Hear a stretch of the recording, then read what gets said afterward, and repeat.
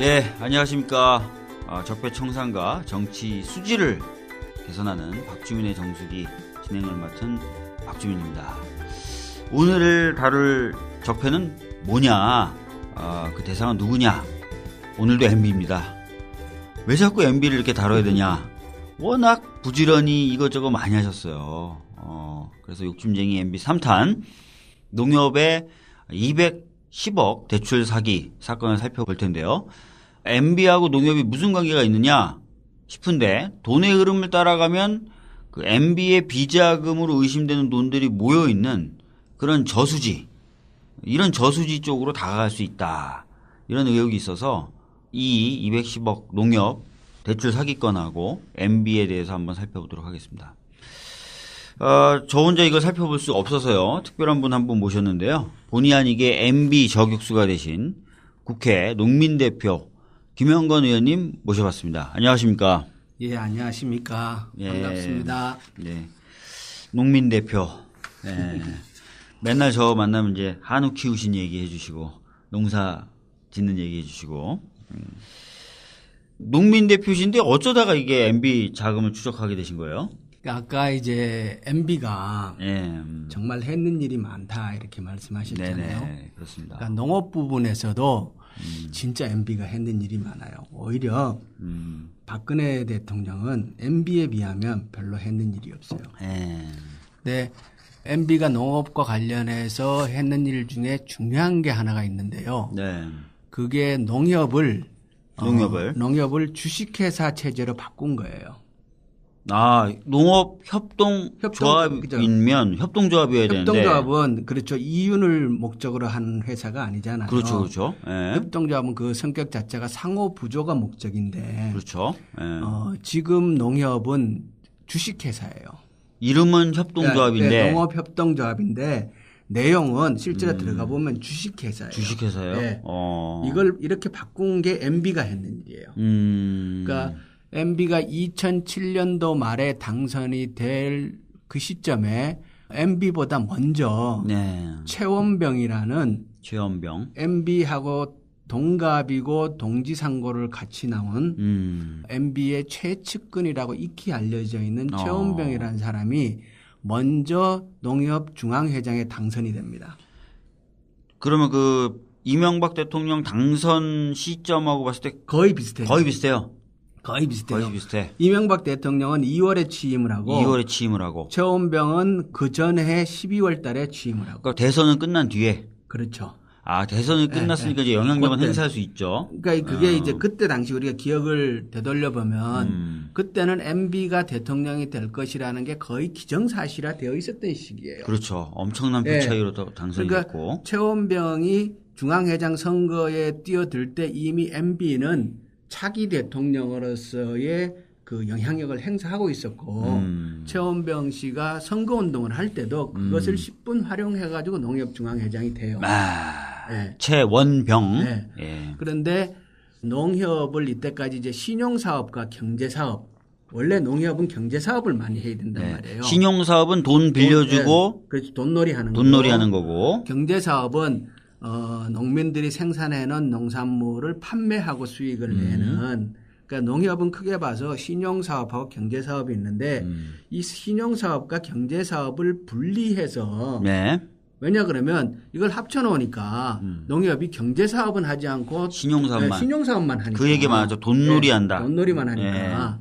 그래서 이걸 분리해서 농협이 신용사업에 뛰어들도록 해야 되지 않느냐라는 게 오랫동안의 농업계 내의 수건이었어요.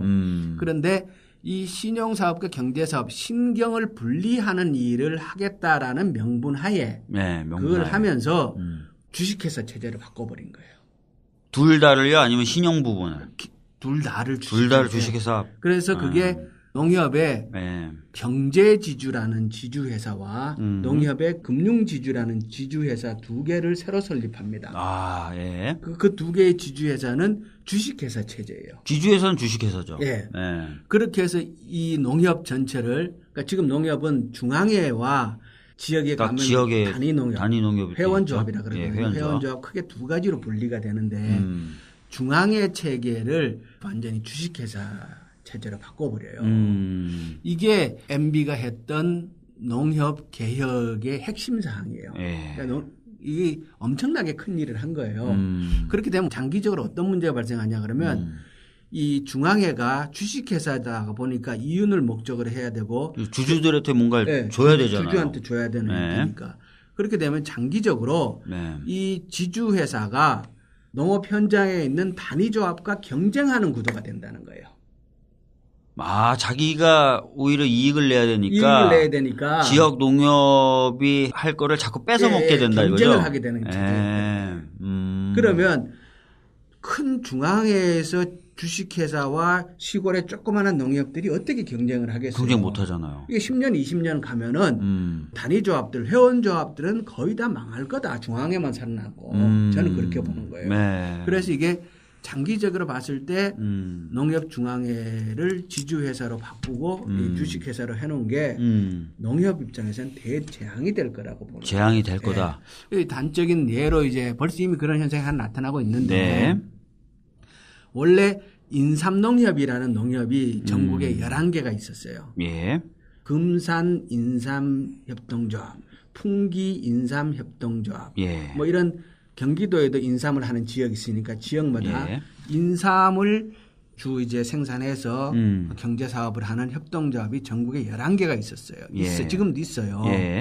그런데 중앙회에서 한삼인이라는 브랜드를 가지고 한삼인 요즘에 광고 엄청 하는데 엄청 하죠. 한삼인이라는 브랜드를 가지고 지금 한삼인은 농협 경제지주의 자회사로 되어 있어요. 한삼인은 중앙회에서 설립한 경제지주 회사의 브랜드다. 네, 자회사예요. 자회사다. 그렇게 되어 있는데 농협에서 한삼인이란 브랜드를 가지고 그 시장에 뛰어들고 나니까 한삼인은 경영이 개선이 돼요. 실적을 내요. 당연히 내겠죠. 그렇게 광고 많이 하고 하는데 그리고 농협이 뭔가 한다 그러면 국민들이 좀 믿잖아요. 신용도 있고. 그렇죠. 그렇게 되니까 11개의 지역에 있는 인삼농협들은 다 망하는 거예요. 이 구조를 MB가 만든 거예요. MB는 뭐 안 한 게 없네요. MB는 가만히 보면 정말 큰 일을 많이 저질러 놨어요. 그러니까 보면 그 예전에 제가 군대 다닐 때 가장 안 좋은 군대 지도자 장교가 어떤 스타일이냐면 머리 안 좋은데 부지런한 사람.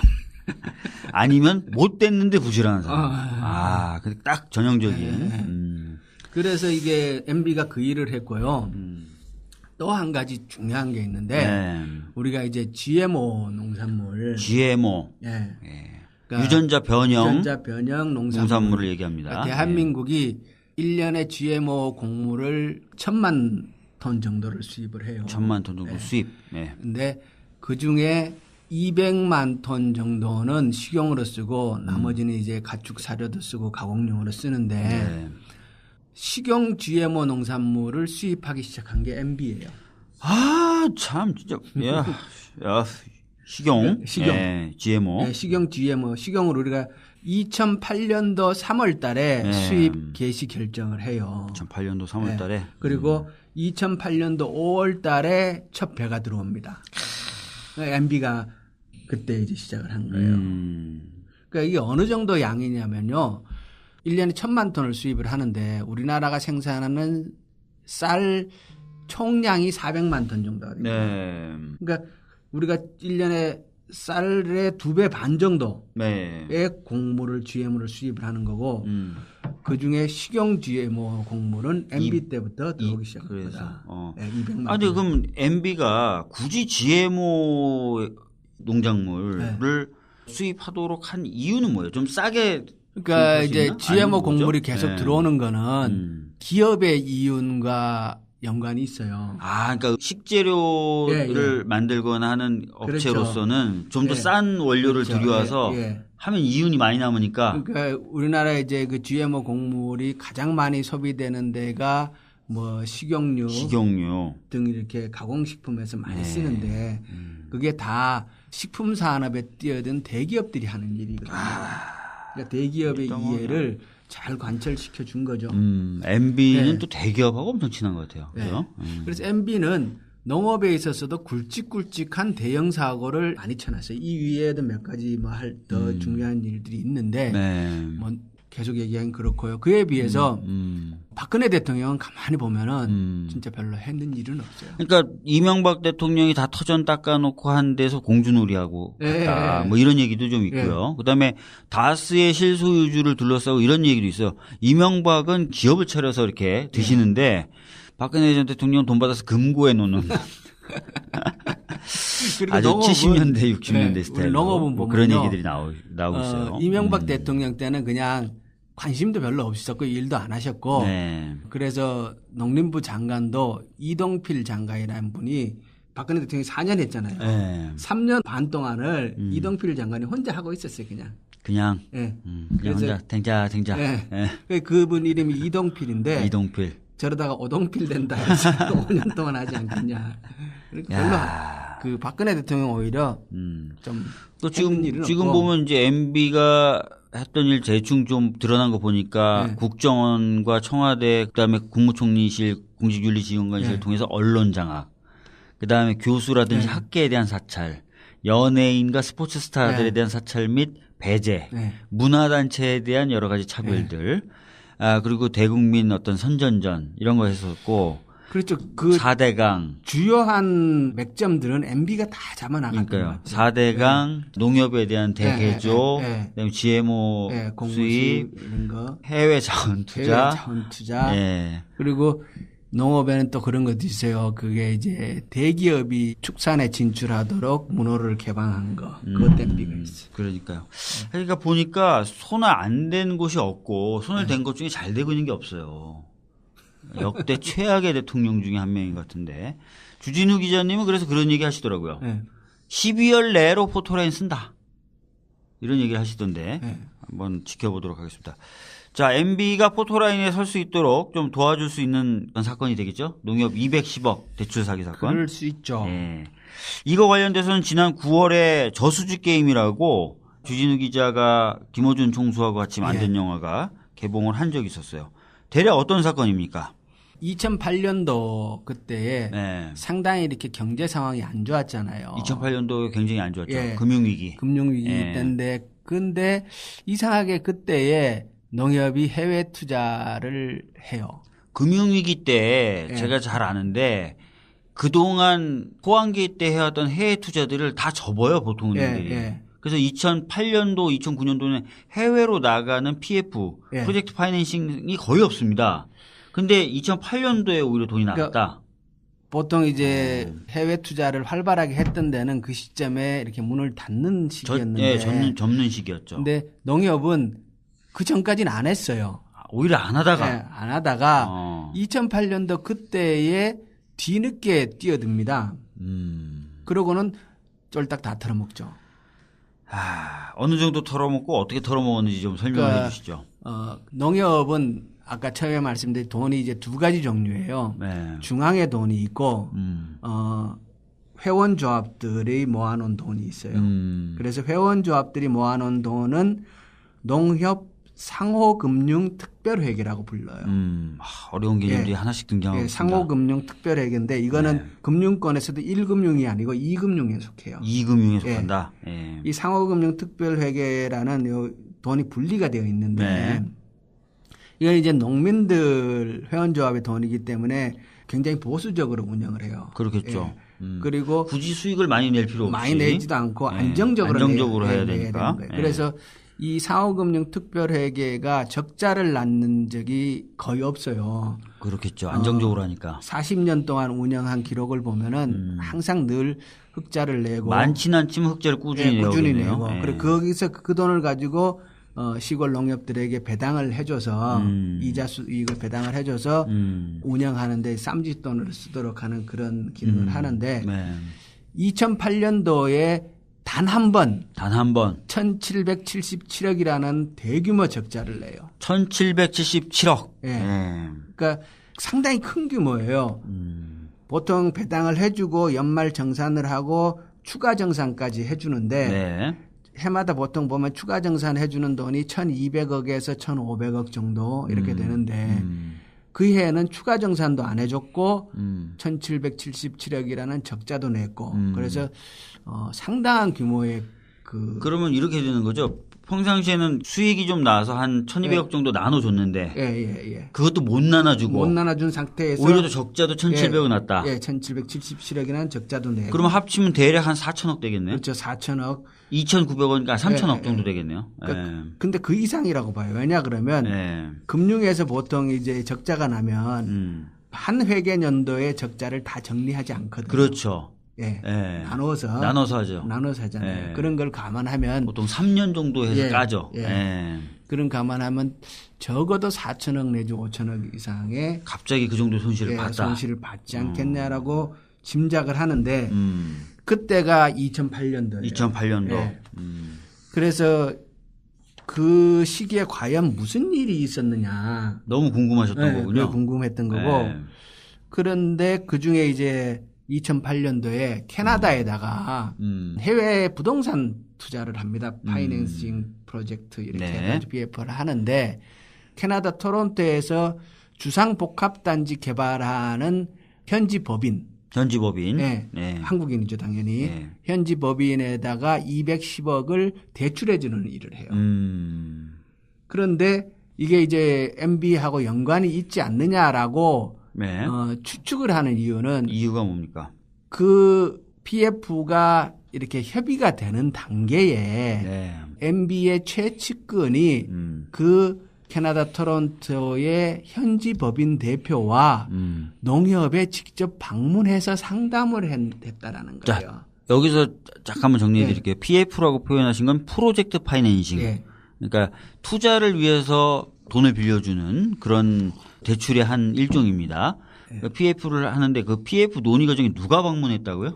MB의 최측근이라고 할 수 있는 한 사람이 최측근이라고 할 수 있는 한 사람. 가족. 그러니까 인척이죠. 인척. 인척. 누군지는 드러나지 않았습니까? 인척. 그게 이제 얘기되는 사람은 특정인이에요. 아주 가까운 사람인데 그것을 방문해서 협의하는 것을 봤다라는 얘기하는 사람들이 여럿 있는데 있어요. 그것을 입증할 자료가 없어요. 물증은 없고 진술은 있고. 진술 그러니까 그렇게 얘기하는 사람이 있는데 그걸 뭐 CCTV로 찍혀놨다든가 그 사람이 갖는 회의록이 있을 수는 없잖아, 그죠? 그렇죠. 그게 없는 거예요. 없으니까 그게 누구다고 밝히고 이게 사실이다라고 얘기할 수는 없어요. 다만 그런 증언이 일부 있다라는 정도를 얘기할 수 있는데, 근데 그거는 이제 어느 정도 이렇게 업계에서는 좀 공공연하게 얘기되는 사항이 아닌가 싶어요. 아니, 근데 보통 형사재판에서도요, 한 사람의 증언이 있으면은 신빙력이 약하지만 두 사람, 세 사람이 교차로 그걸 확인해주면 이거는 뭐 충분한 증빙력이 지금은 그것을 공개적으로 법정에서 증언해 줄 사람이 있는 상태는 아니에요. 상태는 아닌데 알아보시니까 여러 사람이 그런 얘기들이 한다. 계속 이제 나오고 있으니까. 그래서 시작은 MB의 연관성 거기서 이제 대출이 시작되는 단계에서 그래서 MB가 개입되는 게 아니냐라고 이제 보는 거고요. 근데 210억이 대출은 되는데 대출됐죠. 그 시점에 됐다는 것도 조금 이상한데 그 시점에 아까 말씀하신 대로 금융위기이기 때문에 대부분의 업체는 오히려 해외 대출을 접는 시기인데 한 번도 안 하던 농협이 갑자기 남들 다 이제는 그만둬야 된다 망한다라고 했을 때 갑자기 대출했던 것도 이상한데 결국 210억 원을 톡 털어먹어요. 털어먹었다. 사업이 이제 안 간 거죠. 망한 거죠. 그러니까 토론토에서 그 주상복합단지 개발 사업 자체가 대형 사기 사건이 돼요. 사기 사건이 돼버렸군요. 거기서도 결국 실체가 없는 사건이었다는 거죠. 아니죠. 진행을 해요. 진행한다고 토론토에서도 막 광고를 하고 해요. 하고 부지도 확보했다고 이렇게 칸막이도 치고 이런 거 해요. 하는데 실제로 주상복합단지가 들어서진 않아요. 캐나다 내에서 그 사업 자체도 사기 사건으로 끝나요. 그러니까 분양 대금도 꽤 모았던 것 같아요. 모았어요. 모았는데 사기 사건으로 끝나고 그리고 농협은 그 과정에서 결국 210억을 다 털어먹는데 이걸 자세히 들여다보면 도저히 납득이 안 간다고 얘기되는 사실들이 여러 군데서 나와요. 그러면 납득이 안 가는 가장 대표적인 거 하나하나 좀 설명해 주시죠. 예, 설명을 해드릴게요. 처음에 이제 210억이라는 돈이 네. 캐나다로 넘어가는데 네. 일부 돈은 한국에 남겨놓고 나가요. 이건 뭐냐면 선의자 떼는 거. 선의자 떼는 방식으로 그걸 남겨놓고 나가고 160억이 캐나다로 넘어가는데 네. 캐나다에 넘어가서 그쪽의 은행에 수익 증권을 사게 됩니다. 네. 보통 이제 이 수익 증권을 사면은 농협이 수익 증권의 권리자로 등록을 하게 돼요. 그죠. 제가 빌려주면서 그 수익증권을 자기 명의로. 그래 당연한 거죠. 예, 예. 수익증권의 권리자로 등록을 하게 되고 그 수익증권의 만기일은 2년이에요. 2010년도 9월인가가 돼요. 네네. 그러면 2010년도 9월이 되면은 자동적으로 이 수익증권에 의해서 그 농협은 돈이 따라오죠. 돌려받게 돼 있는 거예요. 네. 그런데 이 수익증권의 권리자를 농협이 자기 앞으로 설정을 안 해요. 그리고 그것도 몰라요. 그러니까 2010년도 9월이 돼 가지고 돈이 안 돌아오니까 네. 이상하다 싶어서 그때 이제 다시 막 연락을 해보고 근데 연락도 안 되고 네. 그리고 그 이후에 농협에서 이제 캐나다로 현지 갑니다. 네. 가서 보니까 수익증권도 농협 앞으로 안 돼 있는 거예요. 누구 앞으로 돼 있냐 그러면 그 주상복합단지 개발하는 현지 법인 대표와 그의 처 앞으로 수익증권의 명의가 개설돼 있는 거예요. 이게 사실 이게 되게 웃기는 게 네. 저도 로펌에서 일을 해봐서 네. 아는데 이게 100몇십억의 프로젝트 파이낸싱이 일어나면은 굉장히 여러 기업의 담보를 설정하거든요. 그렇죠. 예, 예. 수익증권 방식도 사실은 담보를 잡는 방식 중에 하나예요. 그렇죠. 예, 그러니까 예. 어떤 식이냐면 땅을 신탁회사에 넘기고 신탁회사가 오히려 수익증권을 발행하는데 그 수익증권의 수익자 명의에 예. 돈 빌려준 은행 이름이 들어가요. 그렇죠. 예. 네, 그래서 잘 아시네. 제가 맨날 했던 일이 그래요? 근데 그렇게 되면은 사업이 성공하고 사업이 계속 가면서 현금이 발생하면 그 수익증권에 기재된 대로 신탁회사로 돈이 흘러 들어와요. 그러면 신탁은행은 그 수익증권을 갖고 있는 사람에 특히 그 수익증권의 수익자로 기재되어 있는 사람에게 그 수익증권에 기재된 내용대로 돈을 계속 줘요. 그런 방식으로 하거든요. 그래서 이게 너무 그러면 우리 박주민 의원이 이걸 처음부터 들여다봤으면 훨씬 쉬웠을 텐데 나는 이거 처음에는 아무것도 모르겠더라고. 영어를 못해요. 근데 나도 못해요. 근데 황당한 게 이제 수익증권의 수익자, 즉 수익증권에 의해서 발생한 수익을 가져갈 사람으로 농협을 설정해 놓은 게 아니라 그 개발법인의 대표가 이거는 그냥 돈을 준 거예요. 빌려준 게 아니라 그렇게 해석을 하더니 이건 준 거라고. 돈 준 거예요, 그냥. 그렇게 되니까 160억의 수익증권의 권리가 그 법인의 대표로 돼 있으니까 그걸 가지고 다시 담보를 해갖고 90억을 빼가고 60억을 빼가고 그럼 150억 빼갔잖아요. 그리고 그 은행은 10억은 이자로 받은 걸로 하고 하니까 깡통돼 버린 거예요. 그러니까 수익자가 다 돈을 찾아가니까 증권은 깡통이죠. 그래갖고 2010년도에 뭐 이상하다 돈이 안 들어온다 싶어서 봤더니 그런 사달이 벌어져 있는 거예요. 무슨 얘기 하겠습니다. 이거 한번 정리하면 이렇게 되는데 수익증권을 발행을 받았는데 수익증권상 수익자가 부동산을 개발하겠다는 그 사람이에요. 근데 얘가 어떤 식으로 돈을 미리 빼가냐면 그 수익증권 이거 내 명의로 돼 있잖아. 이거 내 거야라고 하면서 그 수익증권 자체를 다른 은행에 담보로 맡기고 돈을 그 은행에서 또 다른 은행에 그 증권을 담보로 돈을 또 빌려서 가져가 버렸네요. 그런 거예요. 야, 그러니까 이제 수익증권의 수익자도 농협은 아닌데다가 이미 그 수익증권은 다른 은행에 또 그 사람을 위한 개발자를 위한 담보물로 다 잡혀 있으니까. 그게 뭐 다른 은행이 했는지 그 은행이 했는지는 제가 지금 정확하게 답변 드리기 어려운데 그걸 담보로 해가지고 다시 60억과 90억을 대출 받아 가버렸으니까. 이미 150억이 까인 상태니까. 까인 상태 수익증권. 그리고 그 남아있는 10억은 은행에서 이건 우리 이자야 그러면서 가져가 버리니까 아무것도 없는 거지. 그런데 농협은 뒤늦게 이 사실을 알고 이러면 다 잘려야 되는데. 뭔가 이렇게 소송을 제기를 해보려고 했는지 모르겠지만 결국 제대로 안 해요. 그러니까 현지 캐나다의 당사자들과 이렇게 소송을 해야 되는데 그걸 안 하는 이유가 이걸 이제 시작하는 과정에서 서로 이제 자료를 주고받을 거 아닙니까?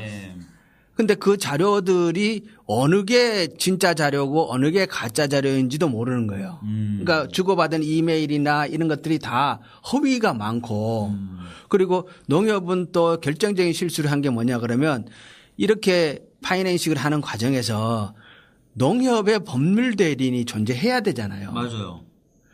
법률 대리인 자체가 없었어요. 아니 원래 예. 원래 예. 차주는 사실 법률 대리인이 별로 없어도 돼요. 금융권하고 거래할 때는. 왜냐하면 우리나라 은행들은 거의 대부분 법률 규정을 위배하진 않거든요. 예. 근데 대신에 빌려주는 애들은 차주가 떼먹을까 봐 예. 걱정이 되기 때문에 예. 특히 은행들은 예. 은행이 대리인을 선임해요. 예. 그래서 저희 로펌들도 보면 금융기관 대리를 하거든요. 차주 대리를 하는 게 아니라.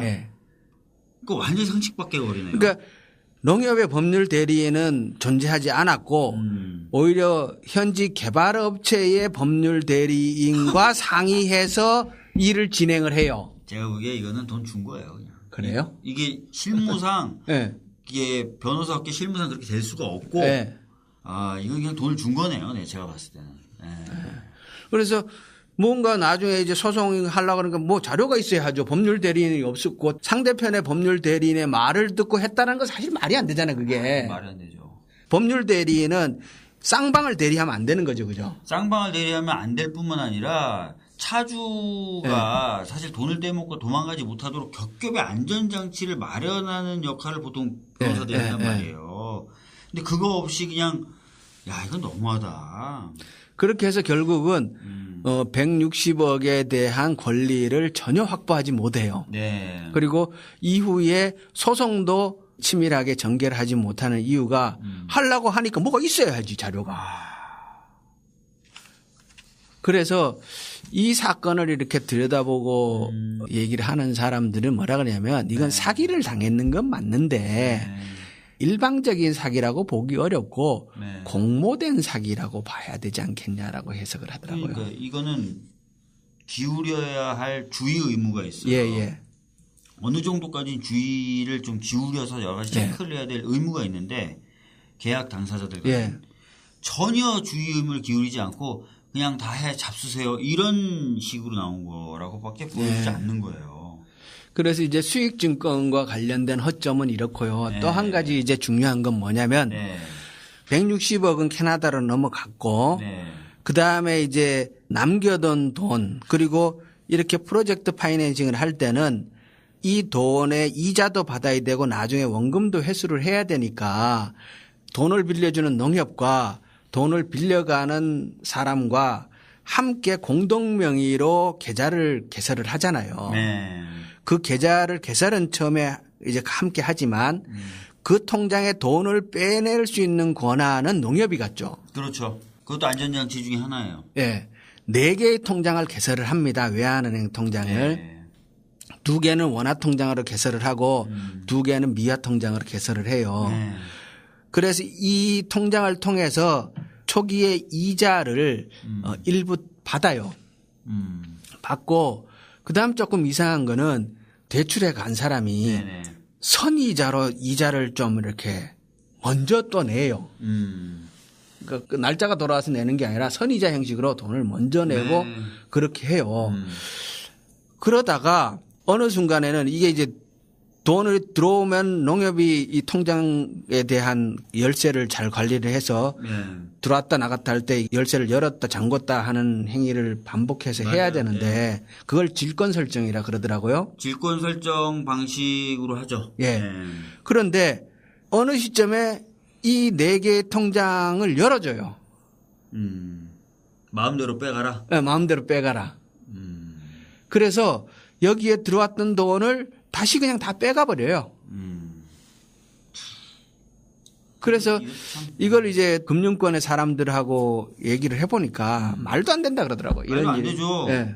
자금 관리를 대주가 해요. 돈을 빌려주는 사람이. 프로젝트 파이낸싱은 뭐냐면 단순하게 돈을 빌려주고 받는 게 아니라 어떤 개발 사업에 투자를 하는 거기 때문에 그 개발 사업의 진척도와 돈이 흘러 들어가는 것을 속도를 맞춰주는 자금 관리 역할을 합니다. 대출자가. 그래서 수시로 보고를 받아요. 사업이 어떻게 진행됐는지. 예. 그리고 돈이 추가로 얼마 필요한지 타당성을 검토해서 열어줘요. 예. 그래서 가져가게 만들고 예. 그다음에 필요한 만큼 가져가면 바로 닫아버려요. 예. 그런 식으로 해서 돈을 안전하게 키핑을 하면서 대출을 해주기 때문에 이게 그래도 안정성이 있다라고 보는 거거든요. 예. 그러니까 프로젝트 파이낸싱은 단순히 땅을 담보로 산다. 예. 땅을 담보로 돈을 빌려준다. 이런 게 아니거든요. 어떤 사업을 보면서 돈을 빌려주는 예. 거기 때문에 그렇게 현금 흐름 자체를 통제하는 기술을 만들어 놓는단 말이에요. 기제를 만들어 놓는단 말이에요. 근데 전혀 그런 관리 안 했다는 거잖아요. 이 얘기는. 그렇죠. 그게 통장을 설정을 해제해 줬다라는 얘기는 그건 있을 수 없는 일이고 그렇기 때문에 이게 이제 공모된 사기가 아닌가라는 얘기가 거기서 또 나오는 것 같아요. 예.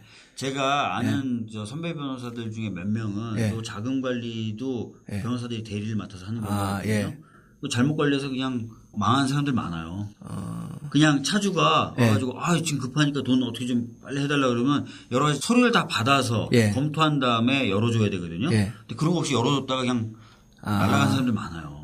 일일이 다 열어줬다가 잠궜다가 그거를 할 때 예. 그냥 하는 게 아니에요. 약속된 서류가 있어요. 자금 소요 계획서라든지 예. 뭐 이런 거 쭉 제출해야 돼요. 예. 증빙도 제출해야 되고. 그리고 그게 다 들어왔으면 그걸 다 들어왔다는 걸 변호사가 확인해주고 예. 열어주세요라고 해야 돼. 열어주는 형태로 작성되거든요. 근데 변호사들이 가끔은 그런 거 제대로 확인하지도 않고 열어주세요 이렇게 하는 사람들이 날아가는 경우도 많죠. 절대 그렇게 하면 안 되는. 그래서 계좌 관리를 제대로 안 해가지고 거기에 들어와 있던 돈 또 37억을 날려먹어요. 그러니까 미리 떼놨던 돈 37억도 날아가고. 네. 이자 돈 낼 날짜도 안 됐는데 먼저 돈을 좀 이렇게 선납입하는 경우들이 있어요. 그렇게 해가지고 쏙인 건지 뭐 어쨌든지 하여튼. 아니 근데 프로젝트 파이낸싱 할 때는 보통 선이자를 떼요. 선이자 떼요? 네. 선이자를 떼서 그 선이자를 가지고 일부는 그 아까 말씀하셨던 자금 관리에 대한 수수료로 쓰기도 하고 이런 식으로 합니다.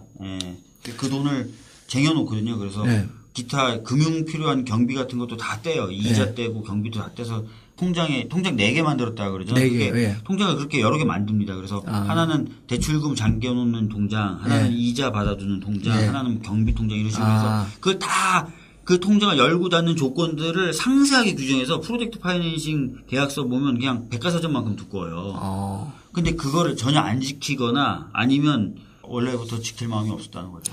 내가 이런 걸 하나도 모르는 상태에서 이걸 들다 보려고 그러니까 처음에 얼마나 힘들었겠어요. 그래서 이제 37억까지 날렸다. 다 날려먹었어요. 그런데 여기서 이제 우리가 중요한 거는 이 사건이 결국은 MB와 연관성이 있는 거냐 없는 거냐 핵심이잖아요. 그죠? 대출이 되는 과정에서는 뭔가 소문이 있었다. 뭔가 그런 이제 주변에 증언들이 있는데 결국 이 4개의 통장 그러니까 4개의 통장을 돈이 들어온 계좌가 있을 것이고 이 통장을 통해서 돈이 또 빠져나갔단 말이에요. 그러면 그 돈이 어디로 갔는가를 추적을 해볼 필요가 있지 않겠느냐. 그러면 그게 진짜 MB의 저수지와 연계가 되어 있는 것인지. 저수지 게임이라는 그 주진우 기자의 영화에는 캐나다의 어떤 은행인데 그게 주로 MB가 이용하는 은행이다. 그렇죠. 이런 식으로 나오거든요. 그 은행이 캐나다에서 아주 대형 은행이에요. 그래서 대표적인 은행에 속하는 은행인데 MB의 자원외교와 관련되어서 사고들이 여러 가지 계속 터지잖아요. 그런데 그 건들을 다 추적을 해보면 결국 캐나다의 그 은행과 연결이 된다는 거예요. 맞아요. 하베스트라는 자원외교 실패 사례도 캐나다 그 은행과 연결되더라고요. 그래서 MB의 자원외교의 돈들이 대체로 다 특정한 캐나다 그 은행과 연계가 있다.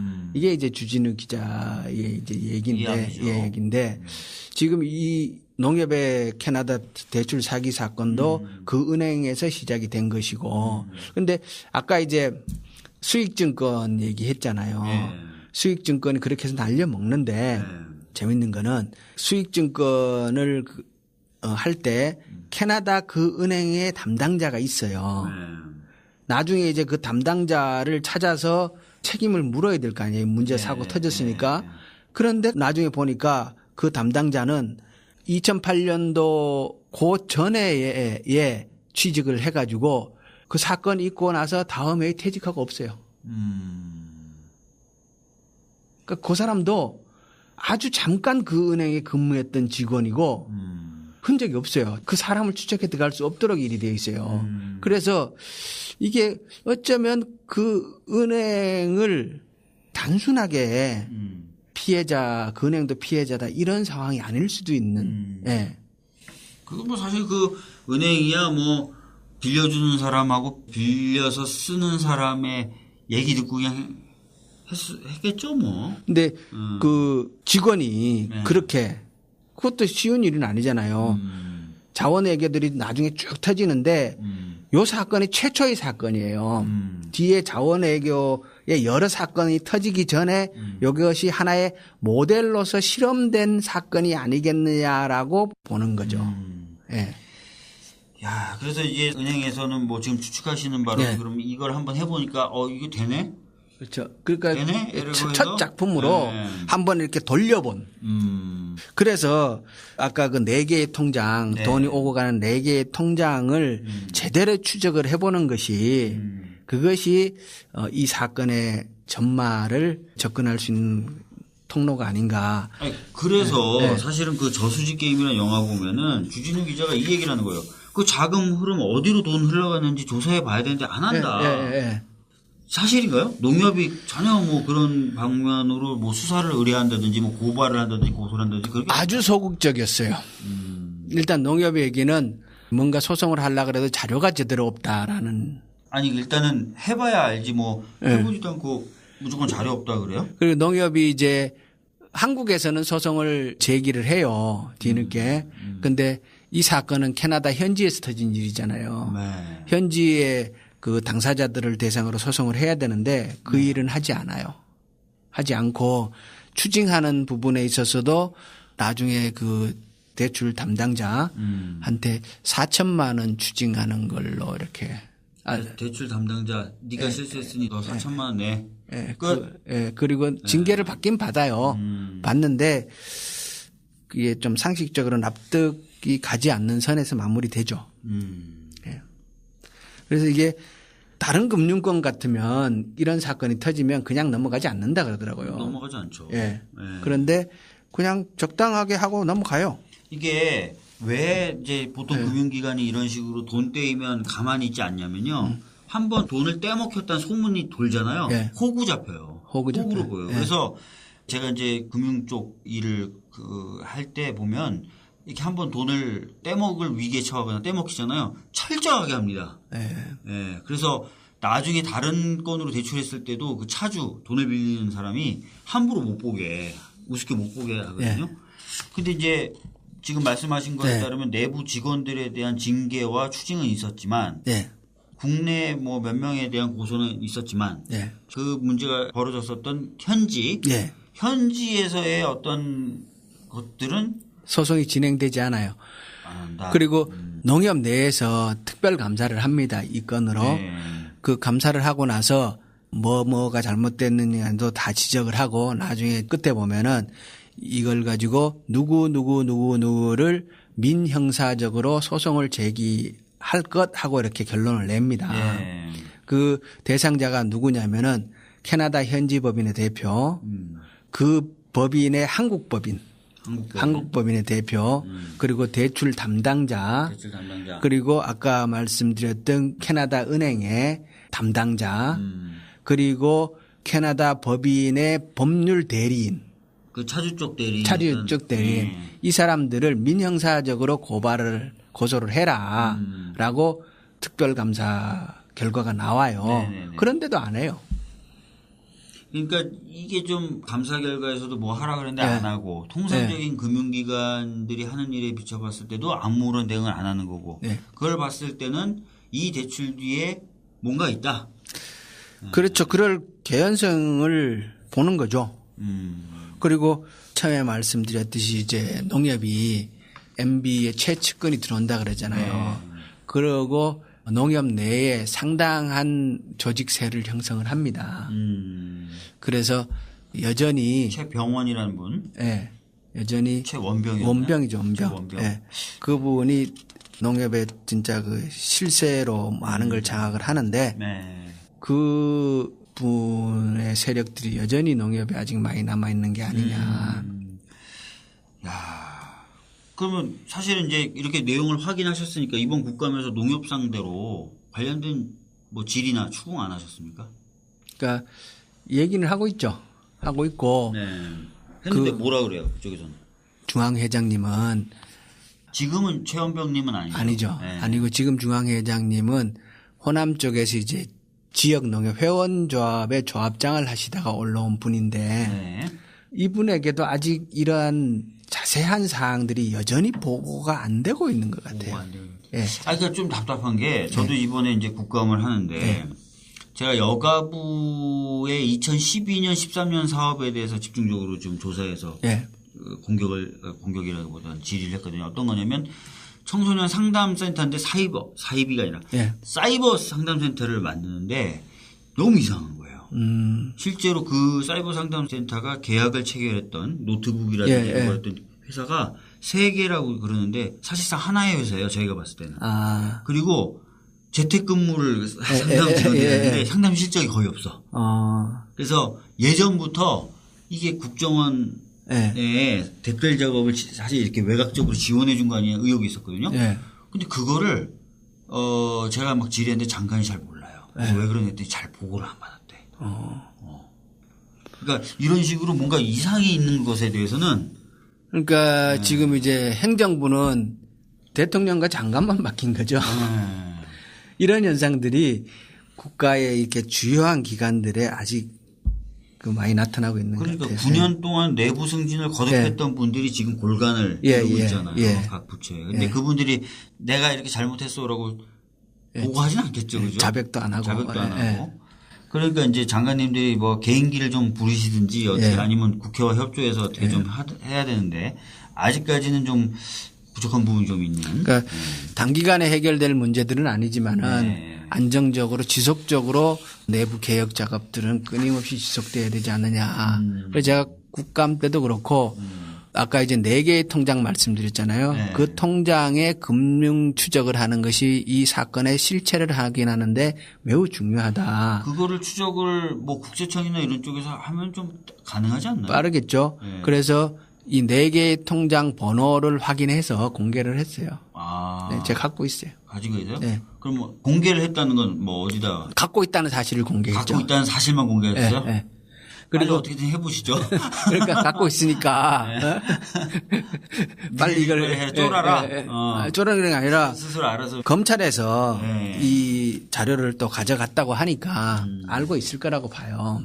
그래서 빨리 이 4개 통장을 추적을 해라 이 얘기를 계속하고 있는 거죠. 맞습니다. 관련된 문제이기도 한데 이 얘기도 잠깐 나와요. 농협 전산망이 2011년도에 갑자기 다운이 되는. 네. 그때 이제 북한의 해킹에 의한 것이다라고 결론을 내리는데 또 주진우 기자 같은 분들은 아니다. 뭐 전체를 다 다운시켜서라도 뭔가 좀 감춰야 될 것이 있었다. 이렇게 얘기하시는 분이 계시고. 아직은 그 얘기를 이렇게 증거를 가지고 얘기할 수 있는 시점은 아니에요. 그런데 뭔가 납득하기는 어렵죠. 그게 금융기관에 뭐 몇 시간 다운된 게 아니잖아요. 며칠간 다운된 거였거든요. 그리고 자료들이 특정 부분의 것만 지금 날아가고 복원이 안 된다 이 얘기를 하는 건데 그게 과연 있을 수 있는 일이냐. 그리고 농협이라는 것이 굉장히 특수한 금융기관입니다. 사실상 농협은 주인이 없는 금융기관인 것처럼 인식되어져 있는 측면이 있죠. 그래서 사고가 생겨도 그것에 대한 책임을 결국 지는 사람이 없는 경우들이 발생할 수 있는 그러니까 일반 시중은행에서 아까 210억의 그러한 대출 사기 사건이 발생했다면 그거에 대한 사후 대처는 완전히 달랐을 거잖아요. 근데 이 농협이 말씀드린 대로 이게 주인 없는 금융기관인 그런 성격이 좀 있다가 보니까 그래서 이 전산이 다운되고 한 이런 그 기괴한 사건이 농협에서 벌어진 것도 그런 측면이 있는 게 아닌가. 그래서 장기적으로 네. 이걸 들여다보기 시작을 한 건데요. 결국 그 끝은 그 전산다운까지 가야 되는 거 아니냐 이렇게 생각을 합니다. 전산다운까지 가고 그러면 참 더 놀라운 사실들이 나올 것 같은 왠지 불안한 느낌이 듭니다. 불길한 예감이 듭니다. 진짜. 예전에 한번 그 머리를 빵 하고 때리는 장면이 하나 나오던데 예. 그것이 알고 싶다가 얼마 전에 방영 예. 공직윤리지원관실 MB 때 예. 그때 민간인 사찰 어떤 기자분이 그러는 거예요. 원충현 수첩이 딱 보도를 자기가 서서 예. 세상이 뒤집어질 줄 알았는데 바로 예. 다음날 연평도 포국 사건이 있으면서 뉴스에 다 사라졌다. 예. 이런 얘기 드는데 왠지 껄쩍지근한 거예요 느낌이. 진짜 그래서는 안 되겠지만 예, 예. 이 또 해킹 또 했는데 또 불길한데요. 그런 일이 있으면 안 되겠지만. 예. 예. 그럼 과연 MB 포토라인에 세울 수 있습니까? 그건 이제 이쪽보다가는 군 사이버 MB가 직접 지시했다. 김관진 장관 김관진 그런 증언 나오는데 그렇게 얘기하면서도 그게 뭐 대북 차원에서의 다 이렇게 또 빠져나오고 그건 또 만들더라고요. 예. 근데 결국 여러 군데서 압박이 계속 들어가다가 보면은 결국 MB는 쓰게 되지 않을까. 그리고 그 포털라인에 MB가 서는 것이 그것이 정의가 아닌가 이렇게 봅니다. 지금까지 저희들이 봤을 때 너무 부지런하게 예. 악행을 저지르셔가지고 서야 될 것 같습니다. 예. 알겠습니다. 오늘 바쁘신데도 우리 김영건 의원님 나와주셔가지고 농협이 어떻게 변질이 됐고 또 그 과정에서 정말 이상한 대출이 있었고 그래서 문제가 발생했는데 전혀 수습하지 않는 이상한 뒷수습까지 한번 다뤄봤고요. 그다음에 나중에는 한번 기회가 되면 해킹에 대해서도 한번 하여튼 오늘 감사합니다. 마지막으로 한 말씀 좀 청취자분들에게 해주시죠. 우리 사회가 지난 9년 동안 너무 엉뚱한 곳으로 멀리 나와 있다는 것을 곳곳에서 느끼는데요. 시간을 가지고 진짜 새로운 대한민국을 만들기 위해서 다 함께 자기 자리에서 열심히 노력해야 하지 않을까 이런 생각을 합니다. 더 열심히 의정활동하고 여러분들하고 자주 인사드리도록 하겠습니다. 고맙습니다. 예, 지금까지 농민대표 김영건 의원님과 함께 욕심쟁이 MB 농협 21억 대출 사기 사건 다뤄봤습니다. 215억입니다. 210억이라고 하지 않았어요? 21억.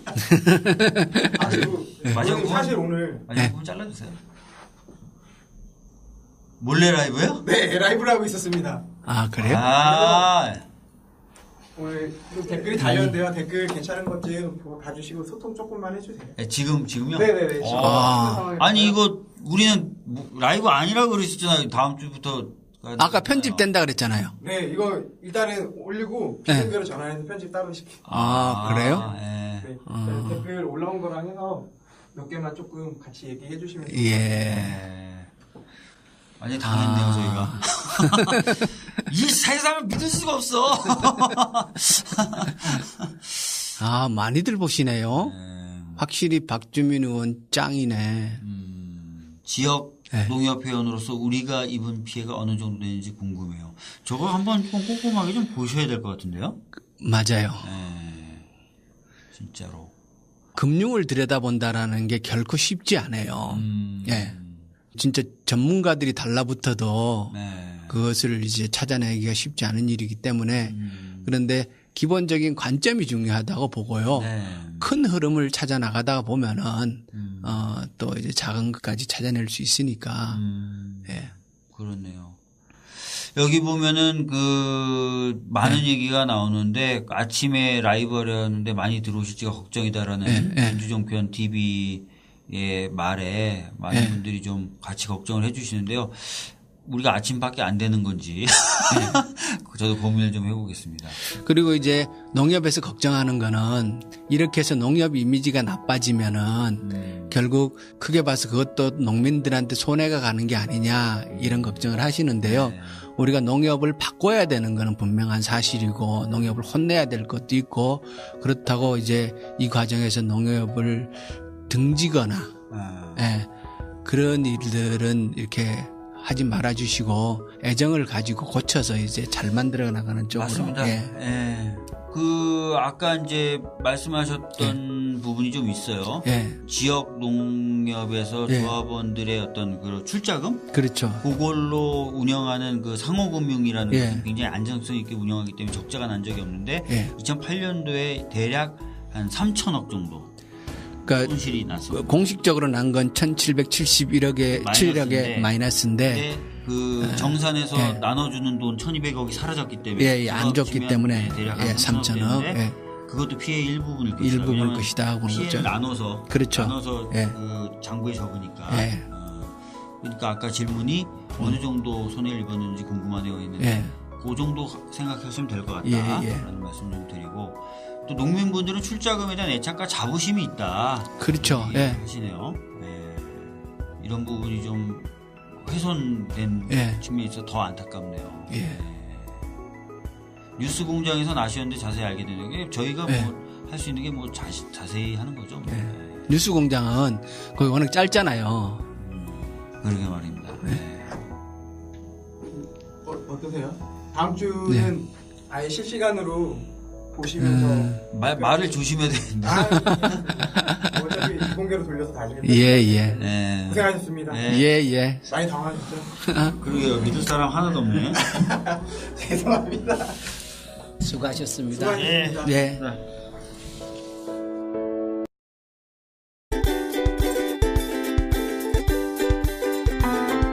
예, 안녕하십니까. 적폐청산과 정치 수지를 개선하는 박주민의 정수기 진행을 맡은 박주민입니다. 오늘 다룰 적폐는 뭐냐? 그 대상은 누구냐? 오늘도 MB입니다. 왜 자꾸 MB를 이렇게 다뤄야 되냐? 워낙 부지런히 이것저것 많이 하셨어요. 그래서 욕심쟁이 MB 3탄 농협의 210억 대출 사기 사건을 살펴볼 텐데요. MB하고 농협이 무슨 관계가 있느냐 싶은데 돈의 흐름을 따라가면 그 MB의 비자금으로 의심되는 돈들이 모여있는 그런 저수지, 이런 저수지 쪽으로 다가갈 수 있다. 이런 의혹이 있어서 이 210억 농협 대출 사기건하고 MB에 대해서 한번 살펴보도록 하겠습니다. 저 혼자 이걸 살펴볼 수 없어서요. 특별한 분 한 분 모셨는데요. 본의 아니게 MB 저격수가 되신 국회 농민대표 김영건 의원님 모셔봤습니다. 안녕하십니까? 예, 안녕하십니까? 예. 반갑습니다. 네. 농민대표. 네. 맨날 저 만나면 이제 한우 키우신 얘기 해주시고 농사 짓는 얘기 해주시고 농민대표신데 어쩌다가 이게 MB 자금을 추적하게 되신 거예요? 아까 이제 MB가 예. 정말 했는 일이 많다 이렇게 말씀하셨잖아요. 네네. 그렇습니다. 그러니까 농업 부분에서도 진짜 MB가 했는 일이 많아요. 오히려 박근혜 대통령은 MB에 비하면 별로 했는 일이 없어요. 예. 네, MB가 농업과 관련해서 했는 일 중에 중요한 게 하나가 있는데요. 네. 그게 농협을 주식회사 체제로 바꾼 거예요.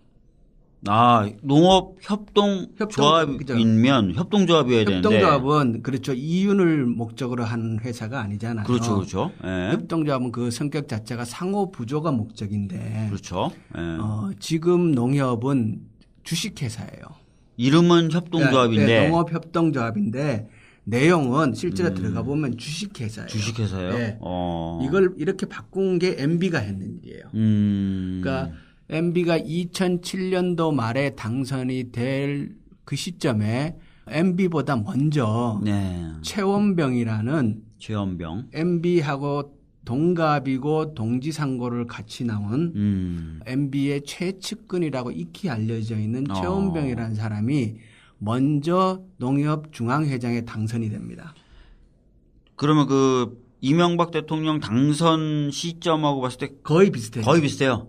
거의 비슷해요. 거의 비슷해. 이명박 대통령은 2월에 취임을 하고 2월에 취임을 하고. 최원병은 그 전해 12월 달에 취임을 하고. 그러니까 대선은 끝난 뒤에. 그렇죠.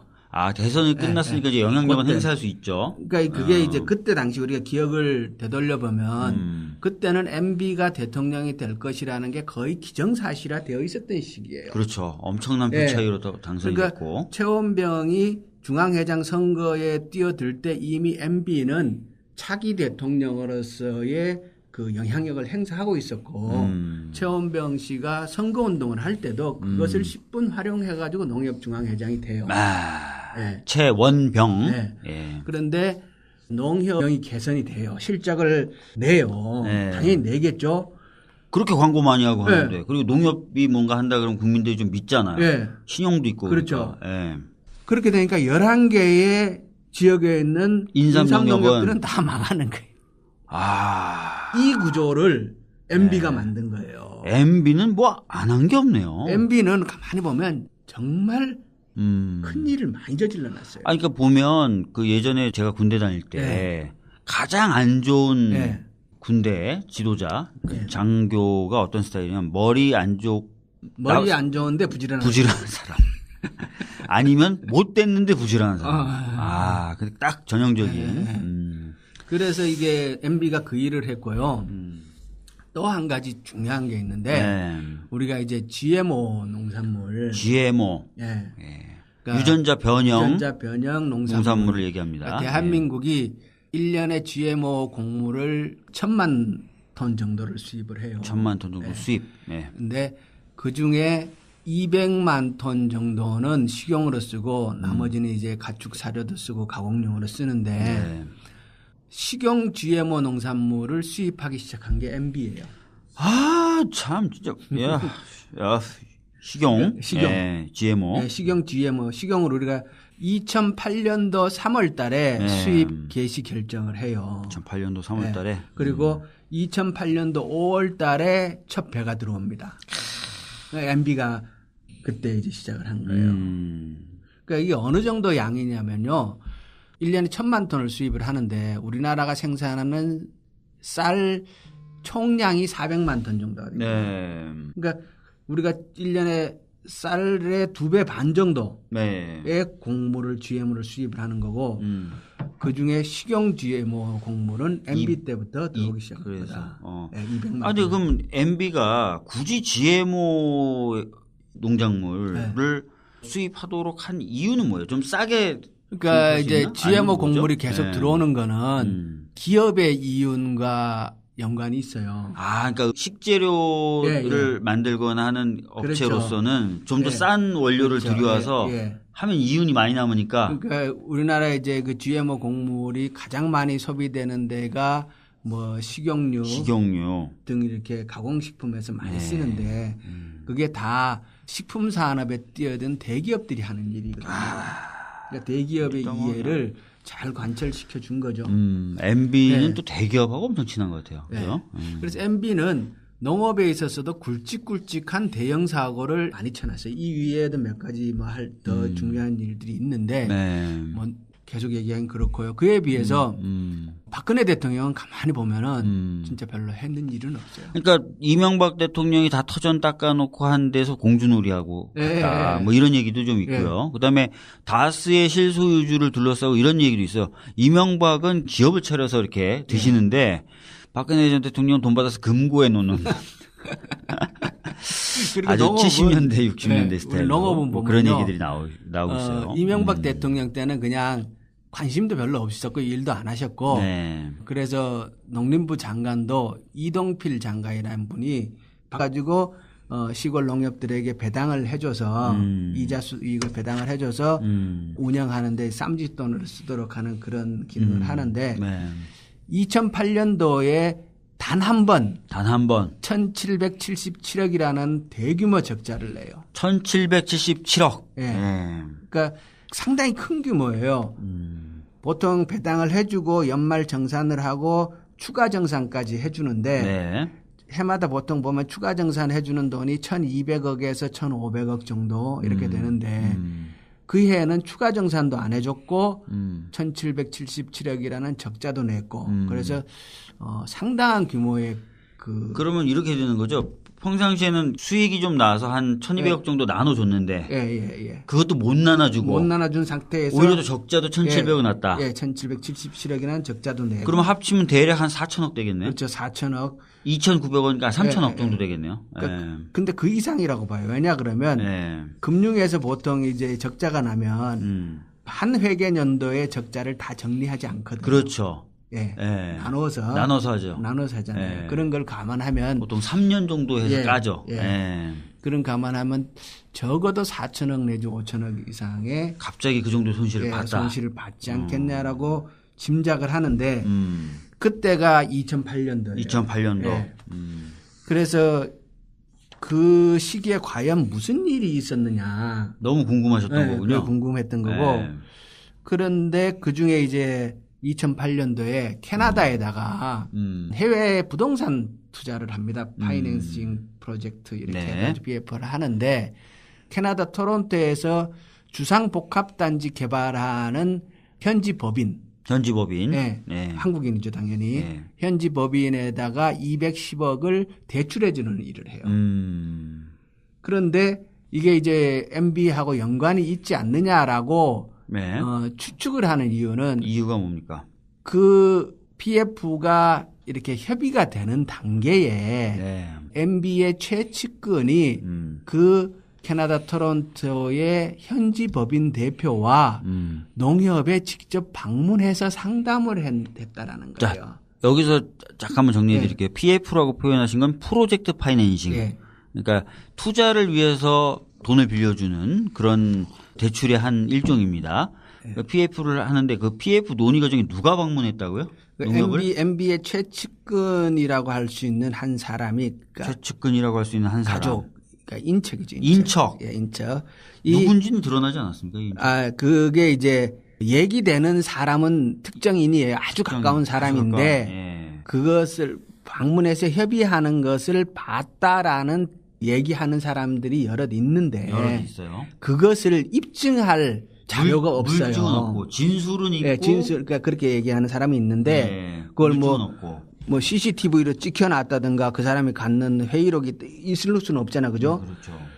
그렇죠. 그게 없는 거예요. 없으니까 그게 누구다고 밝히고 이게 사실이다라고 얘기할 수는 없어요. 다만 그런 증언이 일부 있다라는 정도를 얘기할 수 있는데 근데 그거는 이제 어느 정도 이렇게 업계에서는 좀 공공연하게 얘기되는 사업을 이때까지 이제 신용사업과 경제사업 원래 농협은 경제사업을 많이 해야 된단 말이에요. 신용사업은 돈 빌려주고 그렇지 돈놀이 하는 돈놀이 하는 거고 경제사업은 농민들이 생산해놓은 농산물을 판매하고 수익을 내는 그러니까 농협은 크게 봐서 신용사업하고 경제사업이 있는데 이 신용사업과 경제사업을 분리해서 네.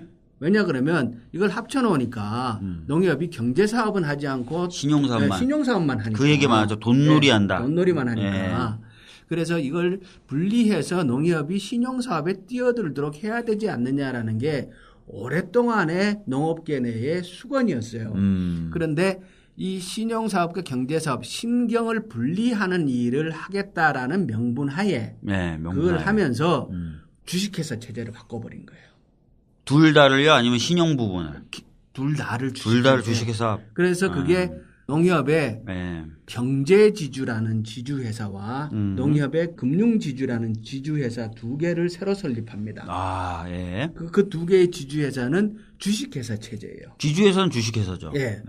그렇게 해서 이 농협 전체를, 그러니까 지금 농협은 중앙회와 지역에 가면 단위농협, 회원조합이라 그러거든요. 회원조합 크게 두 가지로 분리가 되는데 중앙회 체계를 완전히 주식회사 체제로 바꿔버려요. 이게 MB가 했던 농협 개혁의 핵심 사항이에요. 그러니까 이게 엄청나게 큰 일을 한 거예요. 그렇게 되면 장기적으로 어떤 문제가 발생하냐 그러면 이 중앙회가 주식회사다 보니까 이윤을 목적으로 해야 되고 주주들한테 뭔가를 줘야 되잖아요. 주주한테 줘야 되는 일이니까. 그렇게 되면 장기적으로 이 지주회사가 농업 현장에 있는 단위조합과 경쟁하는 구도가 된다는 거예요. 아, 자기가 오히려 이익을 내야 되니까 지역 농협이 할 거를 자꾸 뺏어 먹게 된다 이거죠. 경쟁을 하게 되는 거죠. 그러면 큰 중앙회에서 주식회사와 시골의 조그마한 농협들이 어떻게 경쟁을 하겠어요? 경쟁 못 하잖아요. 이게 10년, 20년 가면은 단위조합들, 회원조합들은 거의 다 망할 거다. 중앙회만 살아나고. 저는 그렇게 보는 거예요. 그래서 이게 장기적으로 봤을 때 농협중앙회를 지주회사로 바꾸고 이 주식회사로 해놓은 게 농협 입장에서는 대재앙이 될 거라고 보는 재앙이 될 거다. 예. 단적인 예로 이제 벌써 이미 그런 현상이 하나 나타나고 있는데 네. 원래 인삼농협이라는 농협이 전국에 11개가 있었어요. 예. 금산 인삼협동조합, 풍기 인삼협동조합, 예. 뭐 이런 경기도에도 인삼을 하는 지역이 있으니까 지역마다 예. 인삼을 주 이제 생산해서 경제 사업을 하는 협동조합이 전국에 11개가 있었어요. 예. 지금도 있어요. 예. 그런데 중앙회에서 한삼인이라는 브랜드를 가지고 한삼인 요즘에 광고 엄청 하는데. 엄청 하죠. 예. 한삼인이라는 한삼인. 브랜드를 예. 지금 한삼인은 농협 경제지주의 자회사로 되어 있어요. 한삼인은 중앙회에서 설립한 경제지주 회사의 브랜드다. 네, 자회사예요. 자회사다. 자회사예요. 그렇게 되어 있는데 농협에서 한삼인이란 브랜드를 가지고 그 시장에 뛰어들고 나니까 한삼인은 경영권 대통령이 4년 했잖아요. 네. 3년 반 동안을 이동필 장관이 혼자 하고 있었어요, 그냥. 그냥. 네. 그냥 혼자 댕자. 네. 네. 그분 이름이 이동필인데. 이동필. 저러다가 오동필 된다 해서 5년 동안 하지 않겠냐.